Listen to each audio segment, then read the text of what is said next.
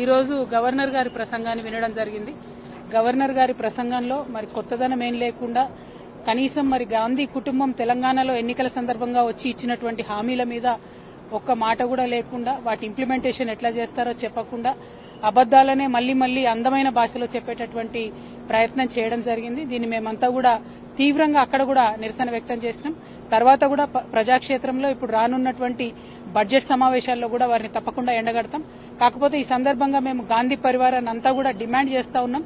మీకు కేవలం ఎన్నికలు ఉన్నప్పుడు మాత్రమే తెలంగాణ గుర్తొస్తుందా? మరి ఎన్నికలు అయిపోయి ఇక్కడ మీ ప్రభుత్వం ఏర్పడ్డది, ప్రజలు మీకు మద్దతు ఇచ్చిండ్రు. ఇప్పుడు మీ ప్రభుత్వం ఇక్కడ విఫలమవుతున్నది. ఇచ్చినటువంటి గ్యారంటీలను అమలు చేసే పరిస్థితి ఇప్పుడు ప్రభుత్వానికి లేదు. ఇటువంటి సందర్భంలో గాంధీ పరివారం అంతా కూడా బాధ్యత తీసుకోవాలి. మీరిచ్చినటువంటి మాటకి మీరు సంతకం పెట్టి గ్యారంటీ ఇచ్చి పేపర్లలో పెద్ద పెద్ద అడ్వర్టైజ్మెంట్లు వేసుకుంటేనే ఇక్కడ ప్రజలు ఓట్లేసింది తప్ప ఇక్కడ లోకల్ నాయకులను చూసి ఓట్లేయలేదు. కాబట్టి గాంధీ పరివారం దీనికి తప్పకుండా బాధ్యత తీసుకోవాలి. గవర్నర్ ప్రసంగంలో ఏదైతే మిస్ అయినటువంటి అంశాలు ఉన్నాయో బాధ్యత తీసుకుని గాంధీ కుటుంబం తెలంగాణ ప్రజలకు జవాబు చెప్పాలని ఈ సందర్భంగా నేను డిమాండ్ చేస్తా ఉన్నాను.